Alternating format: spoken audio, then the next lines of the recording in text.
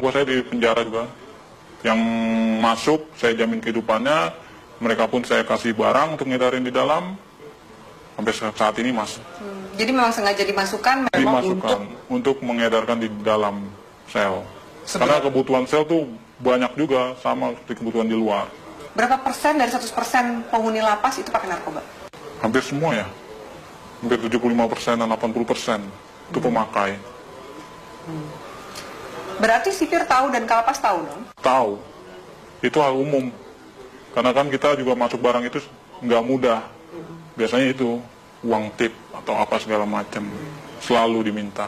Berapa biasa minta? Sipir berapa, kalapas berapa? Ya nominalnya masih jutaan ya, belum ratusan juta. Masih jutaan. Misalnya jutaan, sipir tuh dapat berapa sih? Sipir sebulan bisa dapat 5 juta, 7 juta. Tergantung kita bawa masuk barangnya berapa banyak. Kalau barangnya sekian, ya tinggal di itu aja proses. Kalau kalapas dapat berapa sih?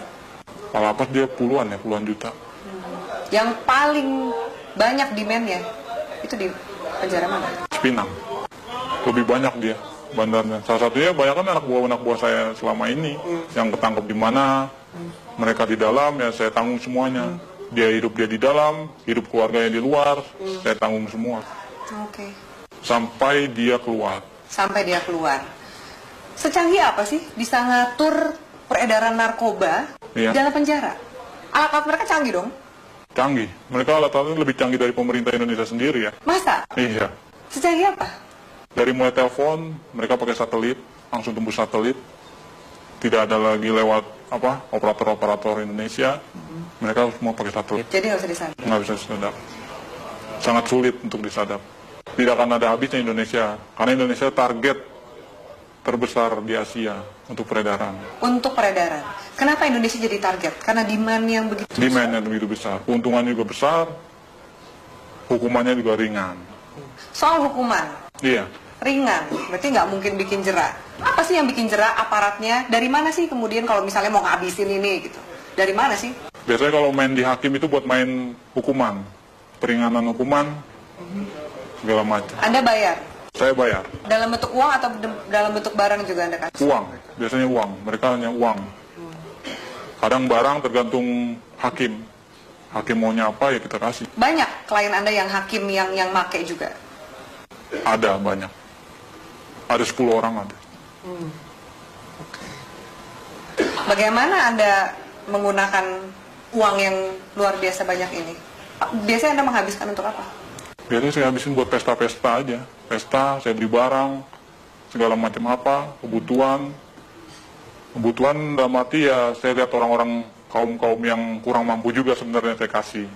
Beramal juga? Beramal. Tapi kan dari duit seperti itu, duit haram, duit panas. Ya, istilah kata buang sial. Kalau di kalangan ini buang sial, harus. Anda nggak takut ketangkep? Enggak. Karena saya percaya, saya di dalam pun saya dijamin. Dan keluar pun masih ada tempat buat saya. Kecuali hukuman mati ya, mungkin banyak yang kapok. Susah nggak sih keluar dari jaringan ini? Sangat sulit. Karena semuanya itu sudah terpantau oleh bos. Kita pun juga nggak tahu kan anak buah bos seberapa banyak. Yang kita tahu kan hanya segelintir orang yang saya percaya ada 30 orang. Mungkin dari lain ini ada lagi anak buah bos yang mantau saya juga. Bagaimana posisi saya, peredaran saya, perkembangan saya. Oke. Dari Jakarta sendiri, selain 5 bos Anda ini, Iya, ada juga jaringan-jaringan yang lain? ada. Banyak.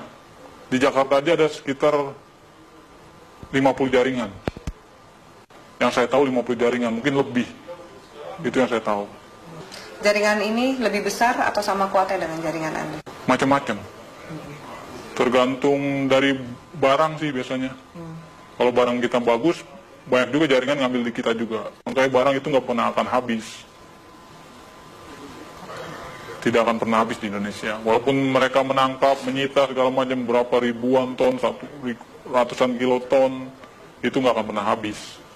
Karena itu cuma sedikit, paling seujung jari ya, ujung jarinya dari total barang yang ada di Indonesia. Kalau BNN sendiri, gimana Anda sebagai bandar ngelihat BNN? BNN saya lihat sih Untuk saat ini tergantung orang-orangnya sih, BNN juga. Sama lah sama yang di Polres, Polda, segala macam. Istilah katanya kan orang Indonesia itu hanya butuh duit. Semuanya ujung-ujungnya duit. Asal kita punya duit, ya lolos. Sampai ke jaringan, kalau kepolisian juga? Kepolisian udah hal umum. Udah nggak bisa ini lagi. Nggak mungkin dibersihin? Nggak mungkin dibersihkan. Karena memang aparatnya pun pemakai. Kenal sama bandar, kenal barang, nyuplai barang juga, begitu. Seterusnya. Bea Cukai gimana? Bea Cukai juga mengawasi kan? Iya. Seperti ini? Bea Cukai ada permainan juga. Maka kita di Bea Cukai itu ada sekitar 5 orang kita pegang di sana. Untuk tiap ininya. Apa peran 5 orang di Bea Cukai ini? Meloloskan barang. Meloloskan barang. Jadi ada pengiriman juga? Pengiriman barang, pengeluaran keluar barang, itu semua lewat dari mereka ini, 5 orang ini. Oke. Anda punya berapa rekening? Ada 10 lebih. 10 lebih. Kurang lebih satu rekening isinya berapa sih? Tergantung ya, ada yang 1 miliar, ada yang 800, ada yang 750. Paling kecil ya sekitar 250 juta. Anda nggak takut kelacak oleh PPATK nih? Wah, enggak ya, itu nama rekeningnya udah beda-beda. Ada panggilan untuk berhenti dari dunia hitam ini? Belum ada. Saya masih menikmati sampai sekarang karena keuntungannya lumayan.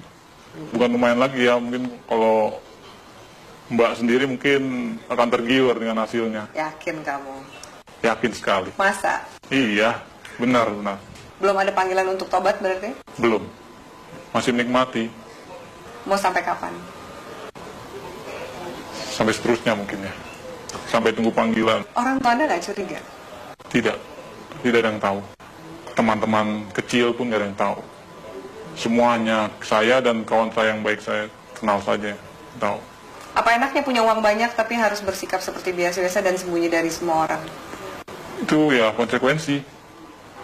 Karena kalau kita terlalu vulgar pun orang akan mencolok.